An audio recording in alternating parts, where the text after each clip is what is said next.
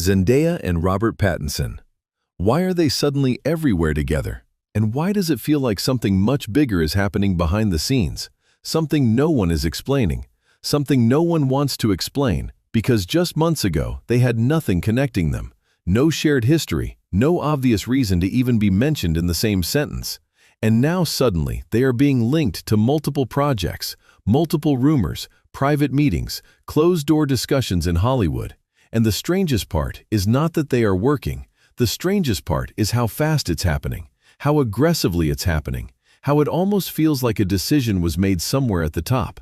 And once that decision was made, everything else started moving into place, quietly, efficiently, almost invisibly.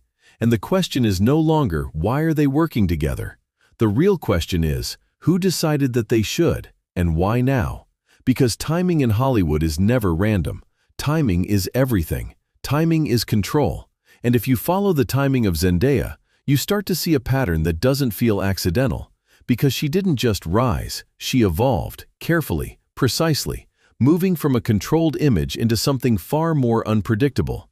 Because at the beginning, her career was structured, safe, almost too perfect, built inside a system that knows exactly how to create stars, step by step, role by role, until they become globally recognized but emotionally distant, admired but not questioned, respected but not feared. And for a long time that was her position, stable, powerful, but controlled, until Euphoria changed everything. And when it changed, it didn't just shift her image, it shattered it. It exposed something raw, something unstable, something that audiences weren't expecting.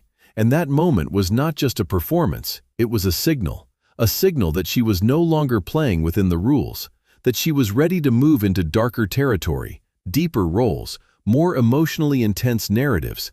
And that kind of shift always attracts attention in Hollywood, because power that comes from unpredictability is far more valuable than power that comes from control. And at the same time, on the opposite side of the industry, Robert Pattinson was doing something even more unusual. Because instead of building a perfect image, he was actively destroying one.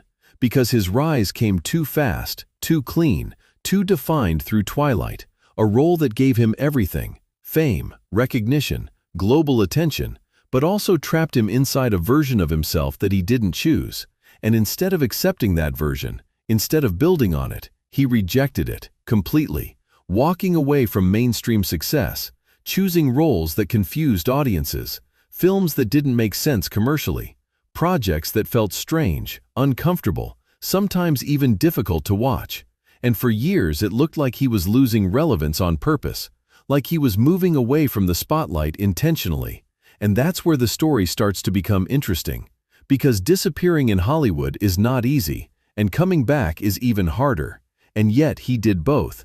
Because when he returned as Batman in The Batman, it wasn't just a comeback, it was a shock. Because no one expected that version of him to work. No one expected audiences to accept him in such an iconic role. And yet they did. And when they did, something changed. Because suddenly he wasn't just an actor who escaped his past. He was an actor who controlled it, reshaped it, turned it into something stronger, darker, more complex. And when you look at these two trajectories side by side, you begin to notice something that feels almost too precise. Because while one was breaking away from perfection, the other was breaking away from expectation. While one was moving into emotional chaos, the other was mastering internal conflict. And when those two forces move toward each other at the same time, it doesn't feel random, it feels aligned, almost like a collision that was always going to happen. And this is where Hollywood enters the picture.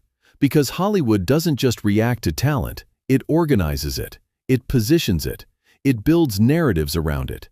And right now the narrative that is forming around Zendaya and Robert Pattinson is not simple. It's not obvious, it's not even fully visible yet, but it's there, growing in the background. Because the more they are mentioned together, the more they are linked through rumors, through casting discussions, through industry speculation, the more their identities start to merge in the eyes of the audience. And that is how something bigger begins. Not through a single announcement, but through repetition, through subtle association, through the slow creation of a connection that didn't exist before.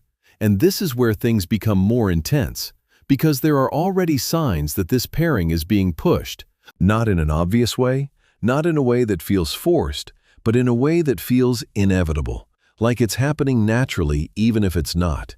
And that's what makes it powerful.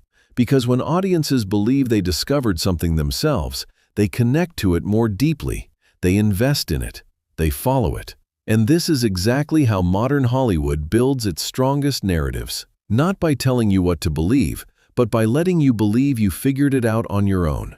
And if this is intentional, if this is being constructed, then it is being done very carefully, very strategically. Because the type of image they are building is not traditional. It's not based on romance. It's not based on perfection.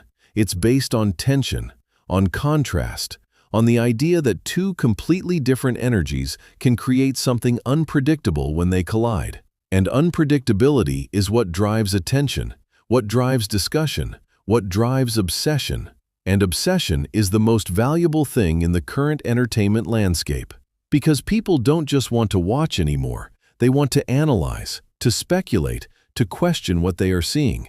And this pairing gives them exactly that. Because when Zendaya brings emotional intensity, vulnerability, raw exposure, and Robert Pattinson brings restraint, silence, internal tension, the result is not balance, it's friction. And friction creates energy, and that energy is what makes scenes feel alive, unpredictable, almost uncomfortable. And that discomfort is exactly what modern audiences are drawn to, because it feels real, it feels honest, it feels like something that could fall apart at any moment. And that's what keeps people watching, keeps people engaged, keeps people talking. And this is where the story expands beyond just two actors, because now it becomes a reflection of a larger shift in Hollywood itself. Because the industry is changing, slowly but noticeably, moving away from clean narratives, from perfect characters, from predictable outcomes, and moving towards something darker, something more complex, something that reflects the uncertainty of real life.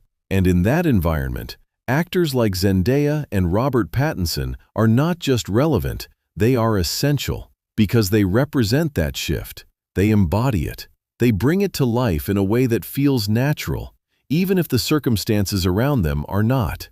And this is where the theory becomes stronger, because when something fits this perfectly into a larger pattern, it becomes difficult to believe that it is purely coincidental. Because Hollywood has always built icons in pairs, has always created duos that define eras. But the difference now is that the new era doesn't want perfection, it wants complexity, it wants tension, it wants something that feels slightly unstable, slightly dangerous. And that is exactly what this pairing represents. And if this continues, if the projects align, if the exposure increases, if the audience connection deepens, then what we are watching right now might not just be a moment, it might be the early stage of something much bigger, something that will define how this generation sees on-screen partnerships. Because this is not about creating a perfect duo, this is about creating a compelling one, a duo that feels unpredictable, that feels real, that feels impossible to fully understand. And that is why it is so effective, because mystery creates attention creates obsession, and obsession creates longevity. And in an industry where attention is everything, that combination is incredibly powerful. And so the question remains, not just why are they working together, but what is this building toward? What is the end goal? What is the final image that Hollywood is trying to create?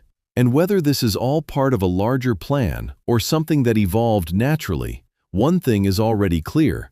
This is not random. This is not temporary. This is something that is growing, something that is expanding, something that is becoming harder and harder to ignore. And if you are paying attention, if you are watching closely, you might already be seeing the beginning of it. The early signs of a new kind of cinematic identity, one that is darker, more complex, more unpredictable than anything that came before it. And if that is true, then what we are witnessing right now is not just a collaboration. It is the rise of something much bigger, something that could redefine Hollywood itself, and by the time everyone realizes it, it might already be too late to stop it.